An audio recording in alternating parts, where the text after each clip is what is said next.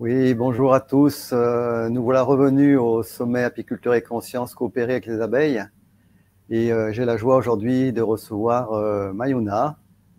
Euh, donc Mayuna est facilitatrice en communication animale. Et donc j'ai la joie de l'accueillir dans son sommet parce qu'au-delà de la relation avec les abeilles, c'est aussi toute la relation au vivant et ce lien que nous entretenons avec le vivant. Et en tant qu'apiculteur, j'ai la joie de pratiquer cette activité depuis 25 ans. Et j'avais à cœur d'écouter aussi la voix des abeilles, en tout cas pour ceux qui sont en capacité de rentrer en relation avec elles. Et par hasard, j'ai été en contact avec Mayuna. Et donc, nous avons conversé au téléphone et il y a quelque chose qui s'est passé et qui a donné le goût d'être ensemble dans cet événement et de participer à voilà, cette relation un petit peu particulière que Mayuna a avec les abeilles, avec cette capacité qu'elle a de rentrer en relation avec elles sur le plan invisible. Et donc, merci Mayuna de ta présence avec nous. Et pour commencer, est-ce que tu pourrais nous te présenter un petit peu et présenter peut-être ton parcours de vie et qu'est-ce qui t'a amené à avoir cette sensibilité avec le monde invisible? Voilà, avant de parler peut-être plus particulièrement des abeilles et de ce qu'elles t'ont transmis ou ce qu'elles vont te transmettre en direct maintenant. Bonjour. Alors, mon histoire, elle a commencé il y a très très très longtemps dans mon enfance. J'avais un grand-père que j'appelais un magicien parce qu'il il était très en connexion avec les mondes subtils et il était très en connexion avec les animaux. Il était radiesthésiste, il était sourcier, il était guérisseur. Et depuis toute petite, j'ai passé mon enfance dans les forêts vosgiennes à observer les animaux et observer les roches druidiques. Il me parlait aussi de l'histoire des druides. Donc ça a commencé par là, je ne parlais pas à mon grand-père en fait. On parlait d'âme à âme en télépathie. On n'avait pas besoin de se parler. Donc j'ai vraiment, et ça a continué dans mon enfance, dans mon adolescence, avec vraiment être en connexion avec tous les êtres de la nature, tous les dévas. J'appelais pas dévas à l'époque, parce que je savais pas que ça s'appelait comme ça. Donc c'était tout un parcours qui a continué. Et particulièrement pour la communication animale, alors c'est rentré dans ma vie par hasard. C'était pas du tout un choix au départ. J'ai mon ex-compagnon qui a voulu adopter une chienne et j'ai fait le lien entre cette chienne et mon compagnon. Donc on est parti l'adopter. Cette chienne avait un parcours très très difficile. Elle a été maltraitée dans son élevage. Et du coup, quand elle est arrivée à la maison, elle était complètement en relation aussi avec mon histoire, mon enfance, parce qu'il n'y a pas de hasard. Et voilà, ça se passait pas très bien parce qu'elle mordait beaucoup. Elle était sur le qui-vive, on était sur le qui-vive parce qu'on avait peur de se faire mordre. Et là, j'ai commencé à m'interroger qu'est-ce que ça a résonné dans mon histoire et comment faire, parce que j'avais l'impression de rejeter cette chienne, et comment faire pour essayer de communiquer avec elle. Et je suis tombée sur mon enseignante, Astrid Clavé, et qui a communiqué avec la chienne. Et là, c'est rentré dans ma vie et j'ai trouvé ce monde tellement incroyable et qui nous apporte énormément d'informations sur le monde animal et également sur nous-mêmes et sur toute la nature qui nous entoure. C'est là que tout a commencé.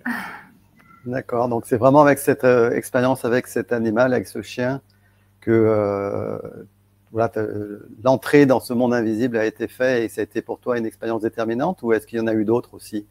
Alors, ça continue, hein. J'ai eu plein d'expériences déterminantes. J'ai eu vraiment plein d'animaux qui sont venus vers moi, qui ont communiqué, qui m'ont montré aussi les mondes invisibles, qui m'ont amené à vraiment voir le monde complètement autrement.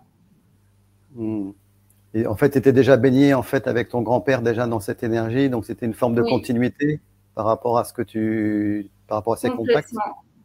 Complètement une continuité, oui. Et comment ça se passe, ce contact avec le monde animal? Est-ce que c'est complètement naturel chez toi? Et qu'est-ce qui se passe dans ce lien, en fait, avec l'animal, avec le vivant? Comment ça se passe pour toi, finalement, de se relier avec ce monde invisible? Alors, c'est devenu complètement naturel parce que je pense qu'au départ, de toute façon, on a tous ce potentiel. On voit bien que les enfants, ils communiquent avec les mondes invisibles. Ils ont des soi-disant amis imaginaires qui, pour moi, n'en sont absolument pas. Ils communiquent avec les animaux d'une façon naturelle. C'est juste qu'on a eu plein de voiles, de formatage par l'éducation qui ont fait qu'on s'est complètement détourné de ce monde. Et on voit qu'en Islande, par exemple, et ben voilà, quand ils construisent des autoroutes, ils font appel à des médiums parce qu'il y a un rocher et que sur ce rocher habitent des êtres invisibles. Donc c'est quelque chose pour moi qui est complètement naturel et qui fait partie de ma vie. En fait, c'est pas un monde invisible pour moi, c'est un monde visible. D'accord. Et donc, c'est une grande sensibilité qui est la tienne qui te permet vraiment de capter en quelque sorte en fait ces énergies voilà, du vivant et de l'animal en particulier. C'est cette capacité-là que tu as d'écoute. Oui, oui, oui. En fait, avec l'animal, on peut converser complètement comme je converse avec toi. En fait, il n'y a pas du tout de barrière et même il y a encore moins de barrière qu'avec l'être humain pour moi. Parce que l'être humain, il a des résistances, il a des traumas et l'animal, en fait, il est complètement déjà en connexion avec ce qui l'entoure. Il n'a pas de mental, on va dire proprement dit. Et donc, il est complètement en ouverture. Il est dans un amour inconditionnel.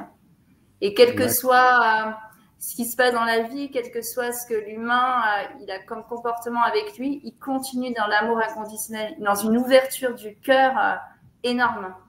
Et c'est très facile et on voit bien pour les enfants, c'est très très facile de communiquer avec ces mondes-là, parce qu'il n'y a pas du tout de barrière. Donc c'est cette capacité finalement à mettre de côté son mental, ses conditionnements, qui nous amène petit à petit à être plus en lien en fait avec le vivant et à ressentir vraiment de manière intérieure qu'est-ce qu'il a envie de nous dire et comment on peut vraiment être dans une forme de symbiose, d'unité avec lui. C'est un petit peu ça? Oui, complètement. En fait, c'est d'arrêter de se compliquer la vie, en gros, d'enlever toutes ces croyances erronées qu'on a en nous et de vivre vraiment à l'instant présent comme les enfants et enlever toutes ces couches qui nous limitent en fait. Parce qu'au départ, on est des êtres illimités et en fait, on est interdépendants et interconnectés avec le vivant et le vibrant. D'accord. Et donc, ce qui nous a mis aussi en lien, c'est aussi une amie commune qu'on a sur Valflonès, à côté de Montpellier, hein, une amie qui travaille avec les chevaux, qui a un centre d'équitation éthologique. Et donc, tu interviens de temps en temps chez eux. Et en quoi consiste cette communication particulière avec le cheval, par exemple, pour donner un exemple concret? Alors, par exemple, Anne m'appelle pour une jument qui mord, voilà, qui a un problème de comportement. Et donc, en fait, pour moi, c'est pas que une communication animale. Parce qu'en fait, on dit tel maître, tel chien. Bon, sauf que moi, je vais pas dire tel maître, tel chien, parce qu'en communication animale, il n'y a pas de hiérarchie. On parle de gardien et de gardienne. Et en fait, les animaux, ils rentrent pas dans notre vie par hasard. Donc, en fait, quand je vais communiquer avec l'animal, je vais aussi communiquer avec l'histoire de la personne. Donc, par exemple, quand on m'appelle pour une problématique de cheval ou de jument, en général, elle est complètement en miroir. Enfin, l'animal est complètement en miroir avec son gardien ou sa gardienne. Et donc, l'animal, surtout le cheval, c'est un être hyper sensible. C'est un des animaux les plus sensibles. Il absorbe beaucoup, il ressent beaucoup les énergies de son gardien et de sa gardienne. Et le moindre émotionnel, le moindre mental, il le sent à des kilomètres et des kilomètres. Et donc, il va absorber, il va nettoyer les énergies, mais quand c'est trop pour lui, il ne peut plus absorber. Et il montre vraiment par son comportement qu'est-ce qui ne va pas chez l'humain. Qu'est-ce que l'humain, il n'arrive pas, quel trauma il n'arrive pas à dépasser.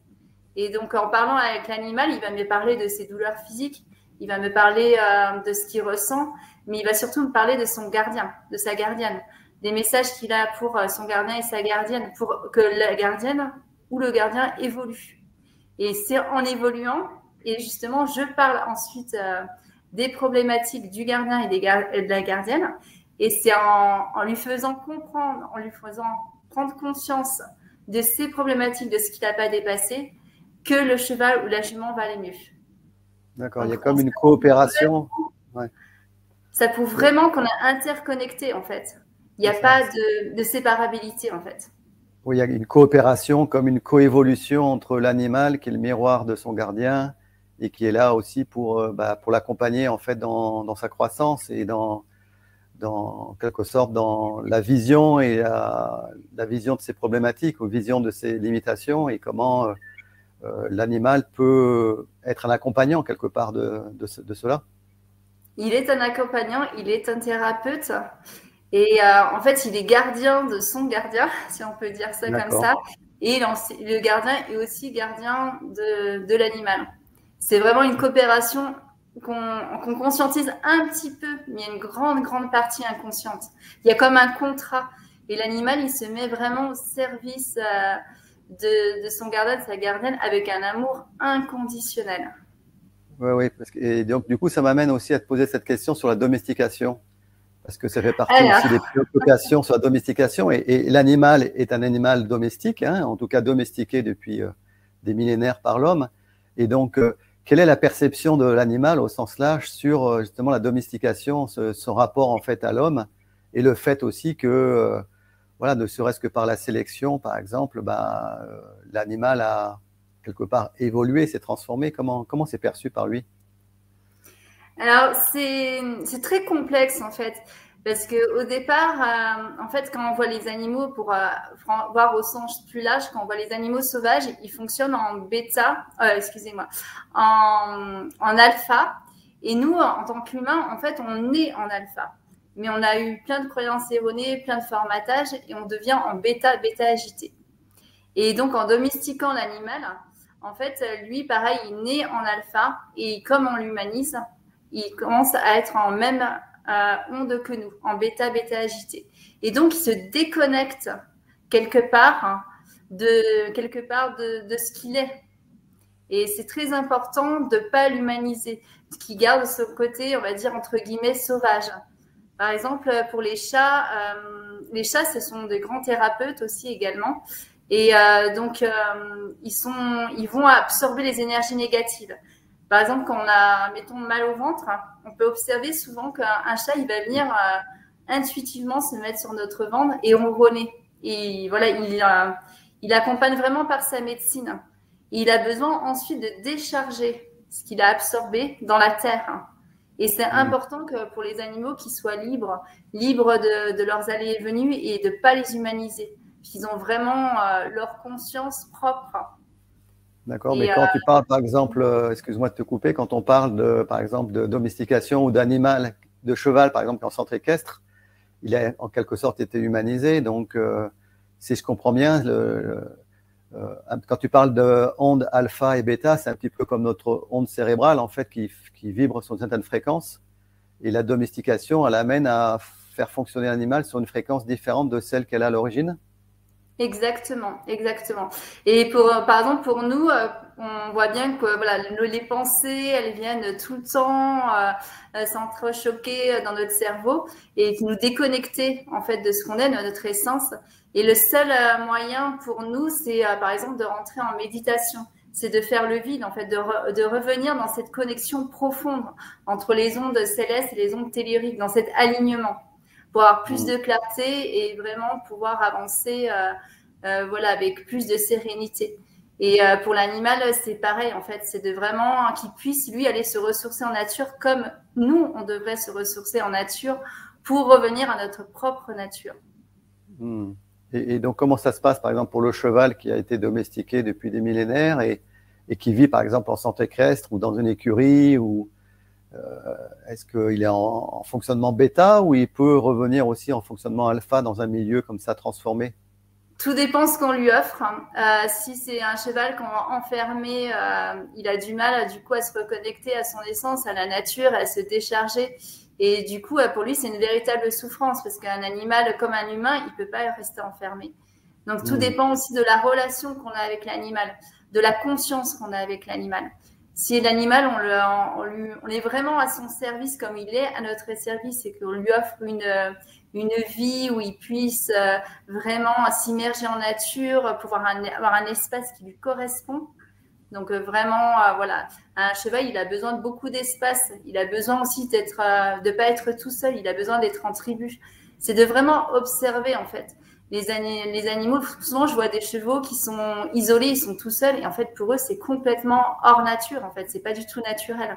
Ils vivent vraiment en tribu, ils ont besoin des uns et des autres. Et c'est vraiment ce que nous demandent les devas, quel que soit le deva de l'animal, c'est de vraiment observer la nature, observer comment elle fonctionne. Parce qu'en fait, elle est d'elle-même, elle est complètement en harmonie, en équilibre. Et si on observe la nature, on voit bien qu'on voilà, on fait pas exactement comme elle et on crée des déséquilibres du coup. Donc c'est vraiment une invitation à coopérer, à écouter les besoins de l'animal comme il était finalement à l'origine et comment nous, on peut finalement plus nous adapter à son fonctionnement originel que de vouloir le transformer quelque part selon le regard qu'on porte, notamment quand on veut profiter ou l'exploiter. Exactement. En fait, en écoutant vraiment les besoins de l'animal, en fait, ça revient aussi à écouter nos propres besoins, parce qu'en fait, on se calque souvent au mental, et en fait, on oublie de se calquer à nos besoins physiologiques, à ressentir ce qui se passe dans notre physique, qui est notre boussole. Et en fait, si on s'ouvre dans l'observation et si on s'ouvre aux besoins de l'animal, souvent, on va pouvoir dire quels sont nos besoins. Parce que quand on pose une question souvent à des personnes, quels sont vos besoins, des fois, on a du mal à y répondre à cette question. Et c'est quand même une clé. Oui, donc ce que je sens vraiment, c'est vraiment dans ce lien de coopération, c'est vraiment d'écouter vraiment les besoins de l'animal. Et de là, on découle en une forme d'éthique et d'attitude intérieure qui nous permet de poser des actions qui sont plus justes, même si finalement l'animal a pu être domestiqué, est en relation avec l'homme. Il y a une forme de coévolution, de coopération qui se met en place. Oui, complètement. On est complètement interconnectés, interdépendants. Tout ce qu'on peut faire à l'extérieur, on se le fait à nous-mêmes. Donc, si on revient à la nature même, à notre essence, à l'écoute, à l'observation de ce qui est, en fait, on va aller aussi beaucoup mieux en nous. Et toutes les réponses, en fait, elles sont là-dedans, dans cette union, dans cette reliance.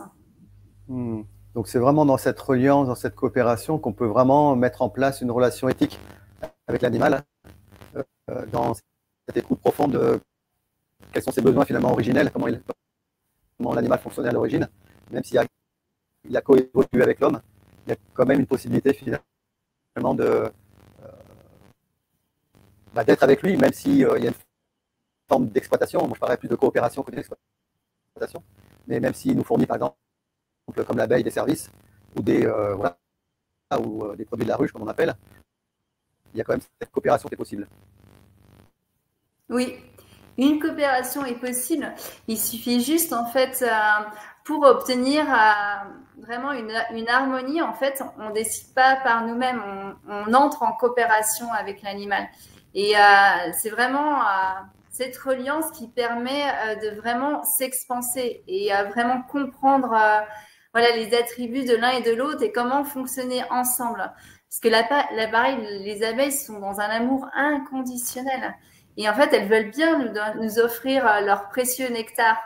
Mais voilà, elles ont été très en déséquilibre avec tout ce qui se passe autour, que ce soit les pesticides, les maladies, et qui sont amenés par l'homme. Donc, c'est vraiment d'être à l'écoute de vraiment déjà, le débat des abeilles, il nous dit déjà de vraiment s'aimer. La base, c'est de s'aimer nous pleinement. En s'aimant pleinement, on prend soin de nous, on se respecte et donc on respecte le vivant et le vibrant. Et c'est vraiment la base que le débat des abeilles veut nous transmettre. Et tout est là, tout est à partir de là. Si nous, on ne s'aime pas, si on ne se respecte pas, comment on peut respecter ce qu'il y a à l'extérieur? Si on ne s'observe pas, comment on peut observer ce qui se passe à l'extérieur?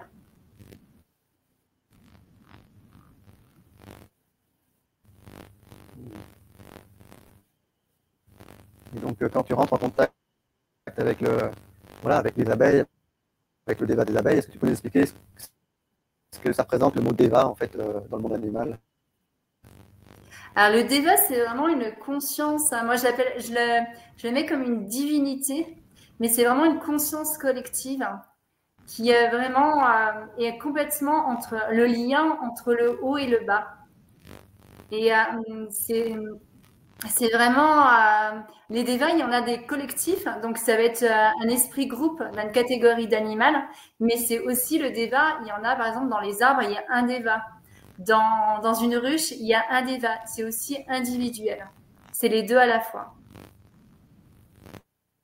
Et donc, tu disais que le premier message que tu recevais en fait du déva des abeilles, c'était vraiment de prendre soin de nous, c'était vraiment en prenant soin de nous, en ayant cette conscience de notre précieux, qu'on peut établir vraiment une relation éthique avec le monde animal et au-delà finalement le monde végétal, animal, minéral, etc.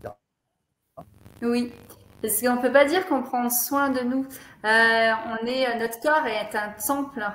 Et à l'intérieur de ce temple, c'est comme si on va déposer dans un temple bouddhiste de la nourriture malsaine. Il ne viendrait pas l'idée d'offrir aux moines de la nourriture malsaine qui est créée avec des pesticides. On a envie d'offrir le meilleur. Et en fait, quand on se considère que notre corps est un temple et qu'on lui offre de la nourriture qui est malsaine, parce qu'au nom du profit, donc du coup, on se respecte absolument pas. Et comment on peut respecter ce qu'il y a autour? C'est nous à la base, on se respecte pas. Et vraiment, le débat il dit que quand on va se respecter, on va s'aimer pleinement. En fait, ça va être un automatisme. On ne pourra que respecter ce qu'il y a autour de nous. Mais tout passe par nous auparavant. D'accord, donc c'est vraiment, ça passe par une transformation, par notre propre guérison, avant de vouloir finalement établir une relation de coopération. Elle passe d'abord par une coopération avec nous-mêmes, avec le précieux que nous sommes. Voilà, une conscience en fait, de vraiment avoir conscience. Et en fait, on a des idées toutes faites, alors qu'on appelle le savoir. Et le savoir, c'est vraiment savoir. Donc, c'est vraiment ce qu'on observe et tout. Mais en fait, on a oublié ce qui est à l'intérieur. Et l'intérieur, c'est la connaissance. C'est naître avec. Et on est avec une essence qui est vraiment l'observation de ce qui est. Et si on part dans la nature et on l'observe, par exemple, quand je parle de l'habitat des abeilles, par exemple, les abeilles, on leur a offert une ruche qui est de forme carré, rectangle, avec des cadres. Mais si on va dans la nature, alors le déva, il dit, en fait, cet habitat est à votre service. Mais si vous allez observer dans la forêt, où habitons-nous? Est-ce que nous habitons dans une forme carrée ou rectangle? Est-ce que la nature, elle offre des formes carrées ou rectangles? Je vois pas dans la nature, en fait, de forme carrée ou rectangle. Je vois que des formes rondes. Et les abeilles, par exemple, habitent dans les cavités d'arbres, que ce soit vivants ou morts. Pourquoi? Et si on observe pourquoi, eh bien, on observe qu'en fait, déjà, l'énergie, comme les peuples premiers, ils habitaient dans des yourtes, dans des tipis, parce que l'énergie circule à l'intérieur. Ça crée une harmonie, ça crée un équilibre. Et en plus, le tronc d'un arbre, eh ben, il est épais, il permet une température idéale pour les abeilles. Et il y a tous des micro-organismes à l'intérieur. Il y a toute une reliance avec le monde végétal, le monde animal, avec tous les mondes en fait. Et voilà, c'est vraiment l'observation qui donne toutes les indications sur ce qui est le mieux pour le monde animal, mais pas seulement pour aussi nous. Si je suis allée au Népal, par exemple, et au Népal, ils ont une conscience animale, où je suis allée, qui était incroyable. En fait, toutes leurs ruches, en fait, ils récupèrent des troncs d'arbres morts et ça devient la ruche des abeilles. Et ils parlent et communiquent avec les abeilles. Donc, ils vont sans vareuse, avec confiance, parce que c'est une coopération, ils demandent l'autorisation de prélever une partie de leur précieuse nourriture. Et là, en fait, ils n'ont aucune piqûre, parce qu'il y a une autorisation. C'est comme quand quelqu'un rentre chez toi sans autorisation, et ben aller dans ton frigo. Je pense que voilà, tu serais pas spécialement heureux et serein d'accueillir ce visiteur un peu incongru. Et ben c'est pareil. Et moi j'ai assisté, j'avais une ruche sur mon terrain. Et en fait, un apiculteur m'a accompagnée donc avec la vareuse, aller ouvrir la ruche. Et j'ai trouvé ça très, très, très, très violent. Parce qu'on s'est fait attaquer par les sentinelles et j'ai compris totalement que c'était complètement irrespectueux de notre part. Hein. On n'a pas demandé d'autorisation, on est arrivé comme des conquérants jusqu'à la ruche. Et en fait, voilà, c'est vraiment les abeilles. En fait, elles sont absolument pas contre de partager. Et c'est ça, c'est de partager leurs connaissances, de partager leur médecine. Mais ça demande une autorisation. Et donc, quand tu parles d'autorisation, c'est cette attitude de respect, par exemple, avant de rentrer en contact avec les abeilles, avant de rentrer sur un espace dans lequel il y a des ruches, qu'on appelle rucher. Est-ce que ce que tu appelles l'autorisation, c'est d'être capable finalement de se mettre en mode alpha, d'être vraiment dans cette capacité finalement d'écoute et de pouvoir ressentir peut-être ruche par ruche ou colonie par colonie l'autorisation de pouvoir par exemple ouvrir la ruche ou intervenir. C'est un petit peu ça dont tu parles?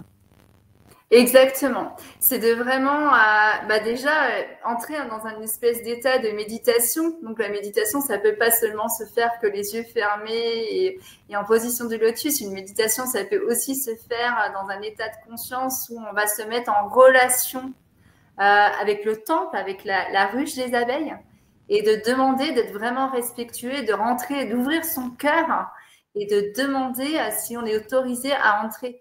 Et à l'intérieur de nous, en fait, quand on demande avec le mental, ça ne fonctionne pas. Mais si on demande la question, si on la demande au niveau du cœur et qu'on demande une autorisation, et ben on oublie notre ressenti physique. Et là, dans ce cœur, on va sentir une ouverture ou alors une contracture. Une contracture qui veut dire non, peut-être que nous, les abeilles, on est occupés et que là, ce n'est pas possible. Et comme nous, on peut avoir un rendez-vous et on n'accepte pas l'invité à ce moment-là parce que c'est pas juste pour nous. Et ben là, c'est pareil en fait. Et vraiment de demander et d'y aller doucement, avec respect, tout en observant. Et vraiment, le fait de se mettre en état de méditation aussi, c'est que on va ralentir. On va être serein, tout va ralentir à l'intérieur de nous. Et les abeilles, comme tout animal, elles sont hyper sensibles aux vibrations qu'on émane. Et le fait de venir en paix, en état de sérénité, déjà, elles, ça les calme. Parce que si on arrive en état de concurrent, vite fait, ou en état de stress et tout, le ressent et forcément, en face, on a la résistance, forcément.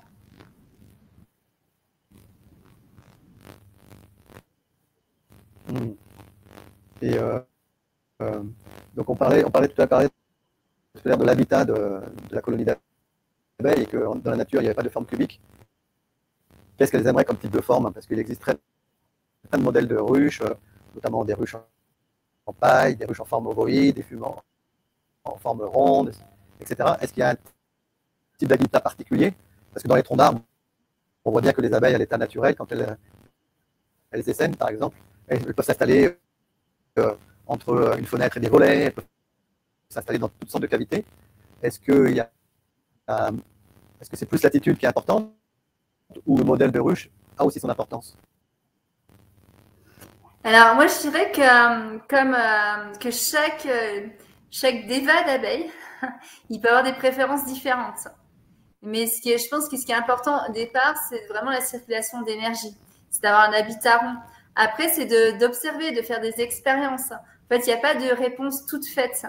Si on observe déjà que elles prennent des habitats ronds, donc c'est déjà une base. Et après, c'est de faire des essais, de vraiment, parce qu'en fait, la ruche, elle a son génie propre, elle a son débat propre. Elle a peut-être pas les mêmes envies que la ruche d'à côté.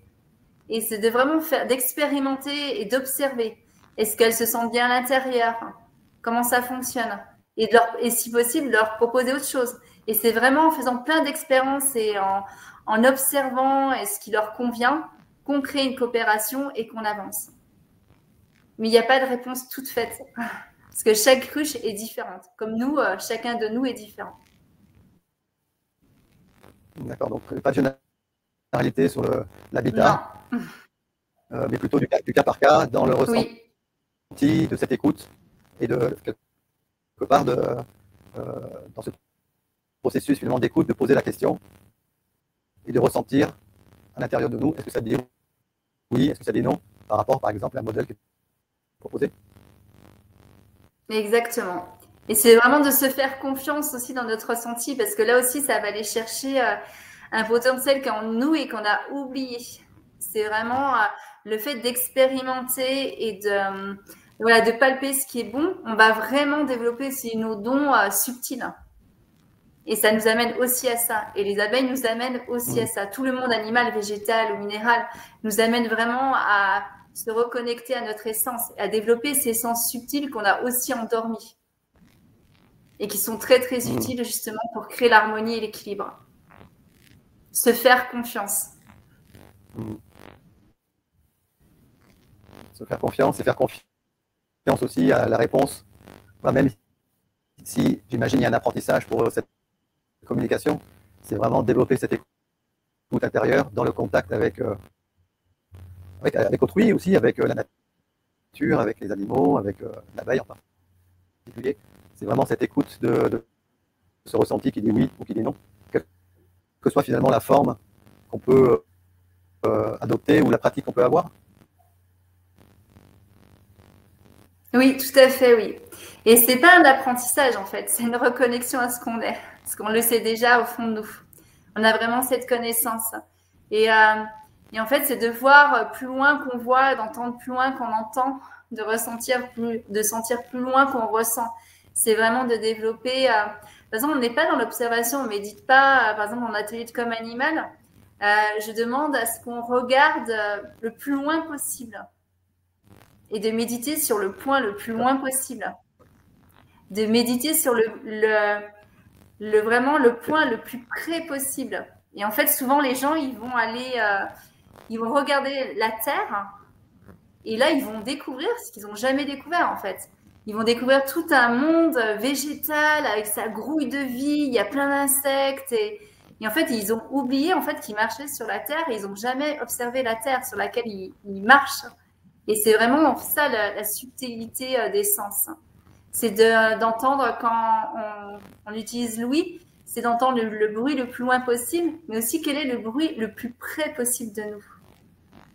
Quel serait ce bruit, si ce n'est la respiration? Est-ce qu'on s'écoute respirer? Et c'est vraiment en fait, la communication, c'est vraiment aussi se rencontrer soi. Et c'est surtout se rencontrer soi, parce qu'en se rencontrant soi, on va pouvoir rencontrer tous les mondes, que ce soit végétaux, animal, minéral, tout ce qui nous entoure, le monde subtil également. Mais on se rend compte déjà pas nous. Et c'est vraiment ce que disait le Deva, et ça revient encore à son message, c'est se rencontrer déjà nous. Qui on est, qui sommes-nous. Et affiner ses perceptions sur ce qui est là finalement, ce qui est présent à chaque instant dans la rencontre avec l'abeille, mais aussi dans ce qui nous rend vivants finalement, c'est d'être vraiment dans cette écoute intérieure encore plus profonde à chaque fois. Complètement, c'est d'arrêter de courir, de courir après tout et de prendre le temps en fait, de vraiment prendre un temps avec nous-mêmes, parce qu'on a l'impression d'être dans une course effrénée, on ne sait même pas quoi et dans quel but finalement, et on oublie d'être en relation avec nous-mêmes. Et le monde des abeilles aussi, il nous montre, ce qui est important aussi, c'est qu'ils sont toute une communauté et que chacun a sa place. Mais absolument chacun a sa place et crée l'équilibre et crée l'harmonie. Et en fait, tout être est précieux dans cette colonie.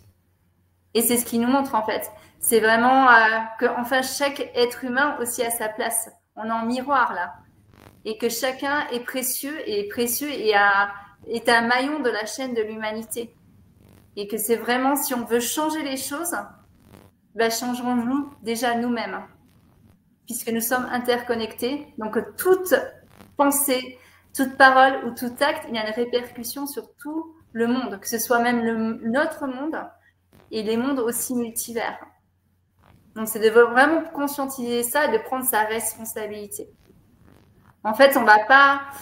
Le Deva nous dit qu'en fait, il n'est pas vraiment juste d'aller colmater par exemple, par rapport aux pesticides et tout, mais c'est à la base, qu'est-ce qu'on peut faire pour vraiment être en harmonie avec la nature. Donc, c'est-à-dire vraiment l'observer et ne pas intervenir d'une façon néfaste pour elle, parce que cette façon néfaste est aussi néfaste pour nous.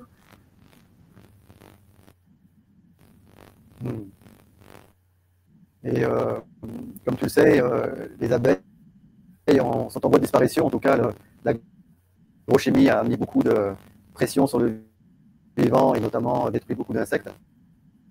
Et donc on parle parfois de disparition des abeilles. En tout cas, elles sont vraiment malmenées. Comment est perçue cette possible disparition des abeilles? Est-ce que finalement c'est le signe d'une certaine forme de perdition de notre propre nature en perdant la nature finalement de ce qui est vivant? C'est notre propre vivance qu'on met aussi en péril? Comment c'est perçu? En fait, le monde animal, quel que soit ce qui se passe, il est dans un amour inconditionnel. Mais aussi, voilà, tous nos actes, tout ce qu'on peut faire aussi, il y a un retour de ce qu'on fait. Donc, c'est vraiment ce qu'on nous montre, c'est que réveillez-vous les humains, réveillez-vous parce que voilà, les disparitions d'un équilibre qui était au départ, et ben voilà, on vous montre qu'il y a quelque chose qui ne va pas. Donc, qu'est-ce que vous faites pour ça? Comment vous pouvez amener votre conscience? Et c'est de vraiment voir voilà, qu'est-ce qu'on peut faire dans ce sens-là? Quelle est la conscience?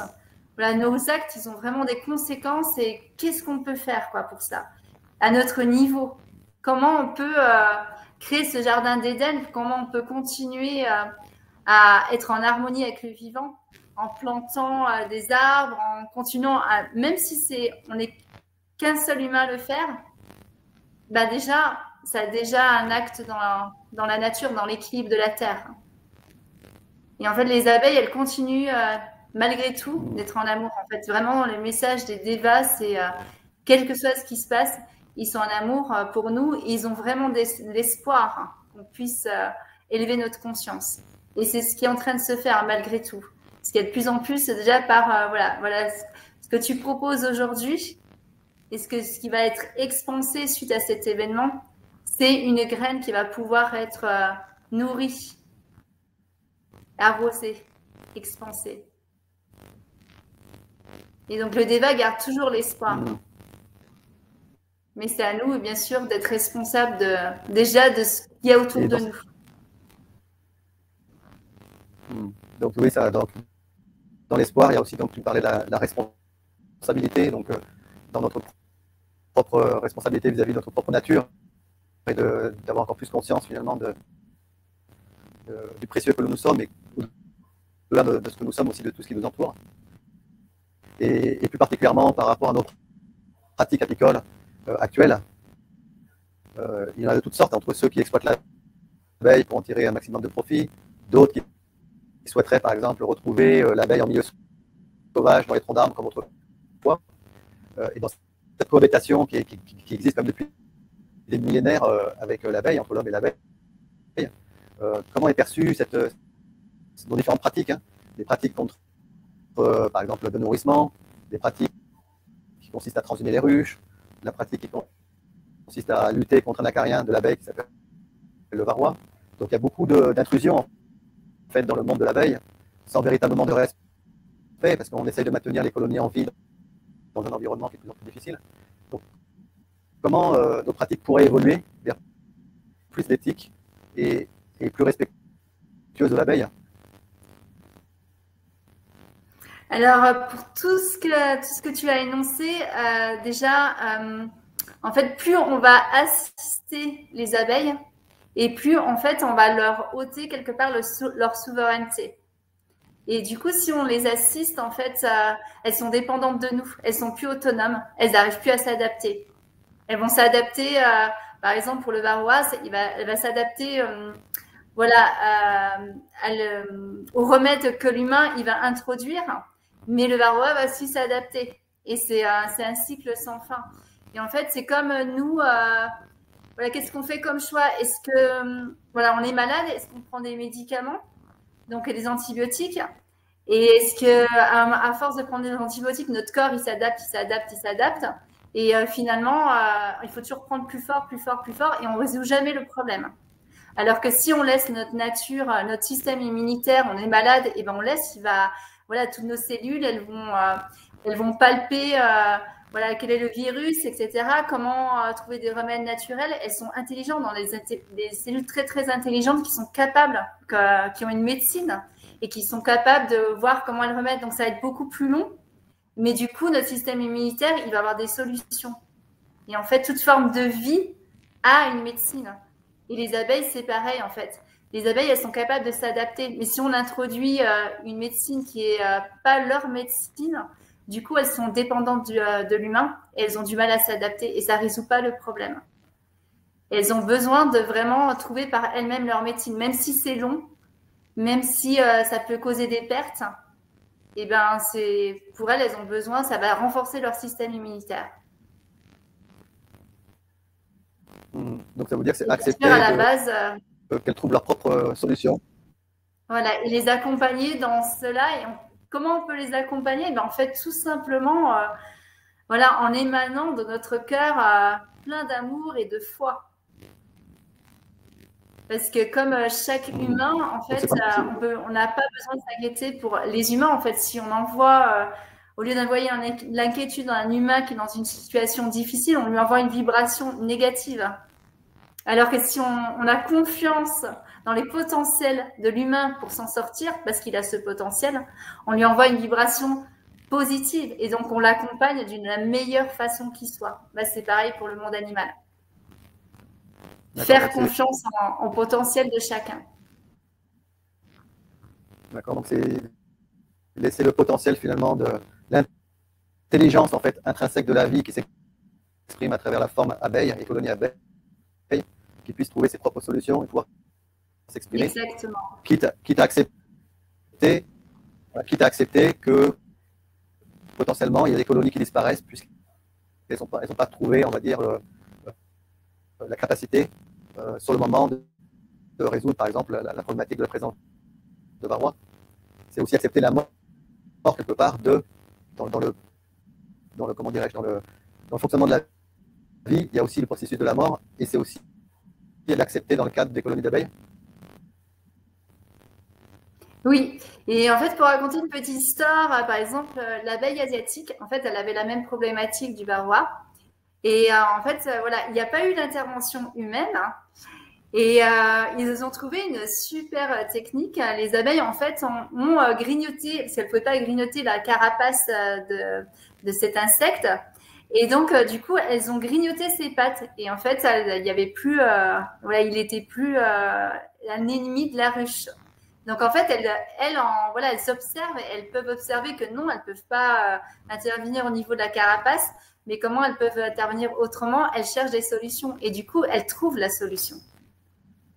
Donc, comme quoi l'intelligence animale, l'intelligence du vivant, elle assure une solution. Ça peut être long parce que voilà, il faut tester, il faut expérimenter. C'est comme tu parlais tout à l'heure, quel est l'habitat le meilleur pour les abeilles? Et ben voilà, c'est des tests, c'est de l'expérimentation et ça demande un certain temps. Maintenant, on veut que tout aille vite, tout. Et ben non, c'est de vraiment prendre le temps et d'observer.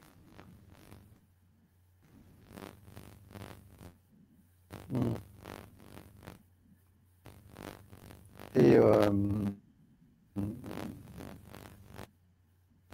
j'avais une question par rapport à la mort, parce qu'on se rend compte dans nos pratiques que quelquefois en laissant vraiment faire entièrement les colonies d'abeilles, certaines n'ont pas la capacité de s'adapter à leur environnement immédiat en termes de ressources alimentaires, en termes de présence de cet acarien varroa, en termes d'autres pathologies, et toute la difficulté qu'on a en tant qu'humain et en tant qu'apiculteur, c'est quelle est la part de notre activité et de pratique, comment on intervient finalement en relation avec les abeilles et comment on les laisse complètement faire. Donc là, il y a vraiment des visions quelquefois très opposées dans l'apiculture entre sauvager l'abeille dans les forêts comme elle était autrefois, avec une capacité d'adaptation qui va mettre peut-être du temps et passer par des périodes de mortalité. Et du coup, ça pose vraiment la question de est-ce que l'apiculture, c'est encore un métier ou ça devrait être plutôt une activité de coopération, d'accompagnement, puisque quand ça devient un métier, ben, on va en tirer un profit économique pour en vivre, et ça devient antagoniste avec ce que je pense être le respect et une éthique de l'abeille. Qu'est-ce que tu en penses? Alors ça, c'est vraiment son âme et conscience, en fait. Vraiment, c'est vraiment chacun va trouver ce qui est juste pour lui. Mais moi, j'ai vraiment foi et espoir. Voilà, quand je suis dans la présence du débat, j'ai vraiment, voilà, j'ai vraiment cet amour où tout le monde va trouver un équilibre à un moment donné. Mais on est en devenir. Donc, c'est vraiment d'accepter des fois qu'il puisse y avoir des disparitions aussi. Parce que voilà, les expériences, voilà, elles sont des fois longues. Mais là, c'est vraiment son âme et conscience. Chacun a une conception différente.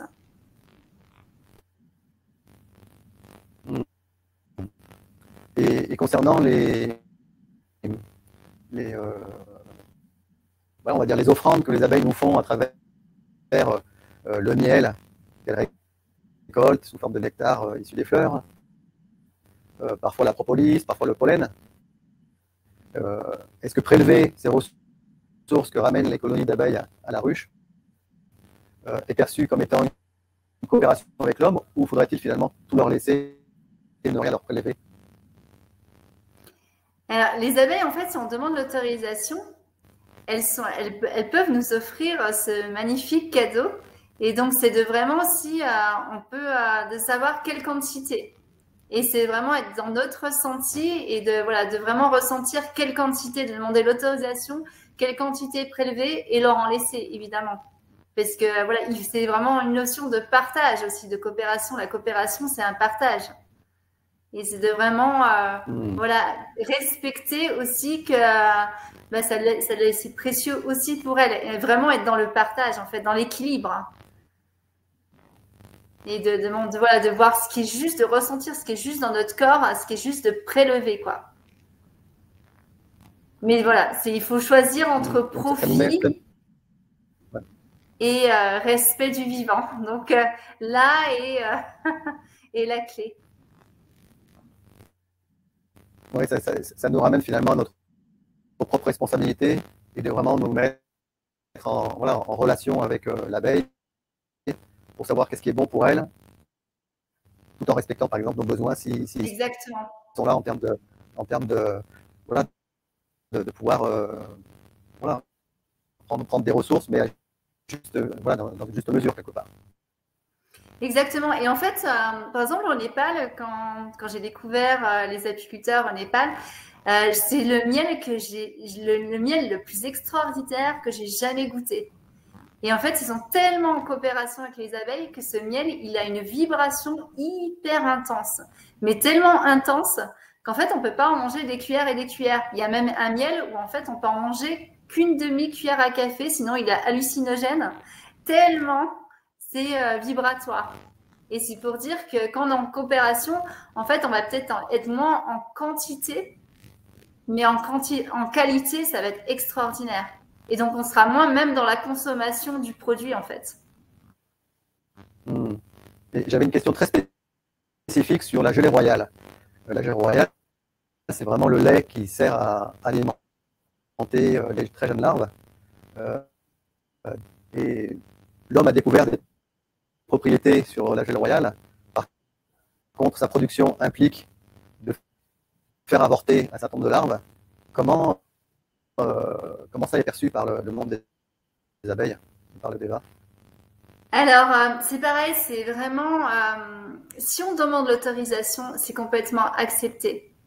Et en fait, par exemple, les abeilles, quand elles nous piquent, on se fait piquer par une abeille. En fait, elle ne nous pique pas à des endroits au hasard. Elle nous pique vraiment dans des endroits où les méridiens y passent. Et c'est comme une piqûre d'acupuncture, en fait. Elles offrent leur vie pour nous soigner. Nous, donc, on le voit comme une piqûre vraiment difficile, brûlante. Mais en fait, non. En fait, elles nous offrent leur médecine. Et elles offrent au détriment de leur vie. Et ben là, c'est pareil, en fait. Si on demande, elles sont OK en fait. L'animal, en fait, il n'a pas la même relation que nous avec la mort. Pour lui, c'est vraiment d'être au service. On voit que les abeilles sont vraiment une communauté qui est au service de la ruche en fait. Et là, c'est pareil, elles sont au service du vivant, au service de l'humanité. Et en fait, là, elles n'ont pas du tout la même notion. Pour la mort, pour elles, c'est quelque chose de complètement naturel. Elles peuvent mourir pour offrir une médecine. Ok. Donc l'ensemble des, ce qu'on appelle les produits de la ruche, je vais dire les offrandes en fait que les abeilles nous offrent, on peut vraiment avec la conscience de ce qu'elles représentent, leur prélever en conscience avec leur autorisation, que ce soit le pollen, la propolis, la gelée royale, le miel, sans aucune difficulté, à partir du moment où c'est fait avec respect et avec cette écoute d'un juste milieu. Exactement. Et c'est de partager, toujours pareil, de partager. D'en laisser une partie pour elle, une partie pour l'humain. Toujours être dans le partage, en fait, dans l'équilibre. Ouais, c'est ce qui nous... Oui, c'est vraiment dans cette relation, comme on partage finalement un troc avec quelqu'un, bah, tu gardes ça, je garde ça, on est tous les deux d'accord, et puis finalement, chacun est gagnant-gagnant dans le partage. Exactement. Et on est gagnant dans les propriétés. En plus, voilà, comme je te le disais, par rapport au miel au Népal, voilà, c'est pas la quantité qui compte, c'est vraiment la qualité vibratoire, en fait. La qualité de vraiment, voilà, de l'autorisation, du partage, de l'équilibre, de l'harmonie. Donc, c'est cette qualité-là, en fait. C'est ce qui va être dans le miel, dans le propolis. C'est exactement ces propriétés qui vont y être. Donc, on a tout à gagner, en fait. Absolument tout à gagner. Et donc, quand tu étais au Népal, c'était vraiment le miel qui venait des rayons de l'abeille géante, Apis dorsata. Et c'est qu'on trouve en fait dans les falaises ou celle qui était dans les arbres, suspendue aux arbres, ce miel. Alors, il y avait les deux cas, en fait. Il y avait et dans les arbres et dans les falaises. Et en fait, j'ai connu un apiculteur là-bas qui allait prélever dans les falaises. Donc, c'était très, très, très, très impressionnant déjà. Et c'est pareil, en fait, il allait non seulement, il allait sans vareuse, complètement bras nus. Donc, c'est pour voir déjà la confiance et la coopération qu'il y a entre l'animal et l'humain. Il allait demander l'autorisation et en plus, il était obligé d'amputer un peu son habitat. Mais ce qu'il faisait, c'est qu'il prélevait une partie et après, il remettait son habitat, il colmatait tout ce qu'il avait abîmé dans son habitat. Donc, c'est vraiment, il part pas comme ça, comme un sauvage et tout. Non, non, il referme bien, il répare et il repart, il remercie.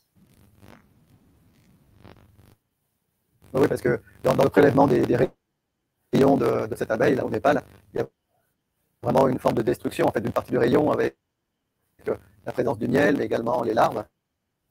Et donc, ça rejoint un petit peu ce que tu disais tout à l'heure sur le prélèvement de la gelée royale et la mort des larves. C'est aussi, quand c'est fait en conscience, il y a une acceptation de la part de l'abeille de voir une partie de son habitat détruit parce qu'il y a ce respect de coopération par l'homme qui demande l'autorisation et qui est respectueux. Et même si ça amène une forme de destruction, l'abeille ne le vit pas forcément de cette manière-là. C'est bien ça. Exactement, oui. Et là, en plus, il réparait carrément, quoi. C'était incroyable, quoi. C'était vraiment, il essayait de faire au mieux comme elle l'aurait fait, quoi. Et je trouvais ça tellement respectueux et voilà, il prenait son temps et voilà, c'était vraiment, c'était pas dans le va-vite, quoi. Il prenait vraiment le temps de réparer, le temps de communiquer. C'était vraiment prendre son temps. C'est comme un état méditatif, en fait. Et avant de conclure avec peut-être le mot du débat, j'avais une dernière question par rapport au nourrissement, mais je pense que j'ai aussi la réponse. Tu sais, on est amené au pallier aux carences de l'environnement, pour d'autres raisons, on est amené à nourrir avec des sirops de saccharose, par exemple, qui est différente de l'alimentation naturelle de l'abeille, qui est le miel. Et tu me disais tout à l'heure que par rapport à Varroa, les abeilles finalement s'adaptaient à nos contraintes ou à nos pratiques, mais qu'en fait, il y avait une forme de décalage entre leur capacité d'adaptation et leur possibilité de réagir naturellement. Donc, le nourrissement, certes, il peut intervenir en conscience, en sachant que l'abeille s'adapte, mais que naturellement, ce qu'il lui faudrait finalement, ce serait le miel ou des ressources naturelles dans l'environnement. Donc, en fait, tu as répondu à ta question. Exactement. En fait, là dernièrement, voilà, un apiculteur n'arrêtait pas de me dire, mais vas-y, va mettre du saccharose, du sirop de saccharose pour ta ruche et tout. Et j'y arrivais pas. Impossible, en fait. C'est que j'essaie même de ressentir dans mon corps, j'essaie d'avancer pour essayer d'en mettre et j'y arrivais pas. En fait, mon corps, il me disait non, c'est pas naturel, j'y arrive pas. En fait, j'ai l'impression que je vais les empoisonner. C'est pas du tout naturel. Et je me suis dit non, je vais leur faire totalement confiance. Totalement. Et puis, voilà, peut-être qu'elles vont partir, peut-être qu'elles vont pas s'adapter, mais je leur fais confiance. Et en fait, la ruche, elle est sur là. Comme quoi, vraiment leur faire confiance. Et oui, et sinon, si on a assez peur de qu'elles s'adaptent pas, on peut proposer leur miel, on peut proposer quelque chose de naturel. C'est pareil, la ruche, comme je te disais, c'est un temple et on va pas proposer voilà, aux divinités, surtout à la reine, aux divinités qui sont dans ce temple, au génie qui est dans ce temple, quelque chose qui est comme de l'ordre du McDo quelque part, quoi. On va proposer une nourriture saine, une nourriture vibratoire. Et ouais, peut-être pour conclure ce partage, qu'est-ce que le débat des abeilles aurait envie de dire à l'ensemble de la communauté des apiculteurs, que ce soit dans leur pratique ou entre eux, voilà. Comment pourrait évoluer l'apiculture et comment on pourrait imaginer l'apiculture de demain selon la vision des abeilles du débat. Alors ça va être vraiment pas peut-être ce que tu attends. Mais en fait, le débat, il propose de dézoomer, en fait. Donc là, on était vraiment voilà, dans la colonie, dans les abeilles. Et là, on va prendre de la hauteur. On prend de la hauteur. Et en fait, l'abeille, le débat des abeilles dit, en fait, vous n'avez pas encore conscience de ce qu'on est réellement. On est bien plus que des animaux et vous êtes bien plus que des humains. Nous, les abeilles, en fait, en fait, il y a une grille holographique, comme un grillage autour de la Terre et à l'intérieur de la Terre. Ils sont comme des réseaux avec des informationnels, avec des informations. Donc, on va vraiment dans le quantique du coup. Et en fait, ces réseaux, c'est comme un quadrillage énergétique. Et en fait, les abeilles, en fait, tous les animaux avec des ailes volants, ils sont l'intermédiaire entre le haut et le bas. Et les abeilles, tout le monde a sa spécificité, son potentiel. Et les abeilles, elles sont couturières. Elles vont aller recoudre tout ce qui est en déséquilibre dans ces réseaux. Et pourquoi c'est en déséquilibre? Et c'est là que vient la conscience humaine. Parce qu'en fait, nous, par nos pensées, par nos paroles, par nos actes, par les transformations génétiques, par la pollution, par tous ces actes de l'humain, en fait, on va créer un déséquilibre parce qu'on est co-créateur. Et une pensée crée des déséquilibres, des trous dans ce grillage. Et en fait, l'abeille, elle va aller recoudre ces trous. Donc, on voit bien que, en fait, tout vient de nous, tout vient de ce qu'on pense, de ce qu'on dit, de ce qu'on fait. Et en fait, c'est vraiment ce qu'on pourrait faire, ça vient déjà par rapport à nous. Et en fait, si nous, on a cette conscience-là que le monde dans lequel on est, il est bien plus grand qu'il n'y paraît, et qu'il y a une intelligence qui est vraiment de l'ordre quantique. Et quand, par exemple, quand on regarde une graine, la graine, en fait, elle a pas besoin de nous. En fait, elle a une intelligence propre. Elle va aller, voilà, elle a une connaissance à l'intérieur qui est complètement magique et complètement merveilleuse. Parce qu'elle va aller s'implanter de par ses racines et aller chercher ce qu'il lui faut pour se nourrir. Et elle va vraiment voilà, sortir de la terre, mais d'une façon en géométrie sacrée, en spirale. Et elle va aller chercher la lumière, elle va aller s'étendre pas n'importe comment, si c'est une graine d'arbre. Voilà, ces branches ne vont pas s'étendre n'importe comment, en fonction des points cardinaux, en fonction de beaucoup de choses. Et c'est de vraiment... voilà, il nous invite vraiment à voir au-delà de ce qu'on peut imaginer. Parce qu'on est bien plus grand, le monde est bien plus grand qu'on le croit. Et si on le voit, si on commence à voir bien plus grand, et ben en fait, le monde il changera. Et en fait, il n'y aura plus besoin d'apporter des solutions à des problématiques puisqu'il n'y aura plus de problématiques. On sera vraiment comme dans un monde voilà, qu'on dit inimaginaire, enfin imaginaire, mais en fait, il n'est pas imaginaire ce monde, il est vraiment réel. C'est juste qu'on n'est pas dans l'observation et pas dans la conscience. Et c'est de vraiment dézoomer. Quand on dézoome et qu'on voit beaucoup plus grand, eh bien, on est beaucoup plus grand.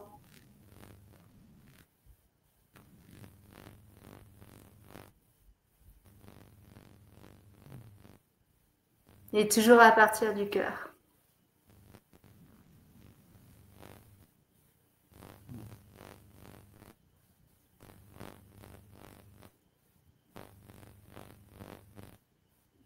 Est-ce que tu sens que c'est le mot de la fin de ce partage? Oui, là, moi, je voulais juste, voilà, moi, je ressens, vous faire partager que je ressens énormément d'amour de ces mondes-là. Et c'est l'amour qu'on a peut-être oublié voilà, de ressentir en nous. Et c'est de vraiment peut-être prendre un temps pour voilà, de ressentir cet amour du vivant et du vibrant et de qui nous sommes vraiment.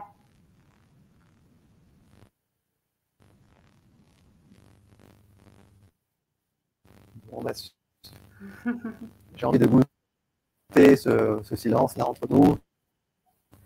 Et j'en profite dans ce silence de te remercier le monde invisible pour son partage. Et voilà, inviter dans ce silence à écouter ce qui est là et ce qui vibre au niveau de notre cœur et tout simplement être. Et moi, j'ai envie de te remercier d'être au service de l'humanité et pas qu'à ton propre service. Et ça donne beaucoup d'espoir en ce monde.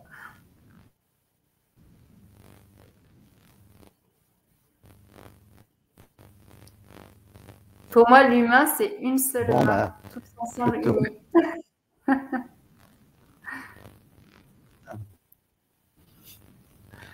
Une seule main unie, en coopération avec nos couleurs. Exactement.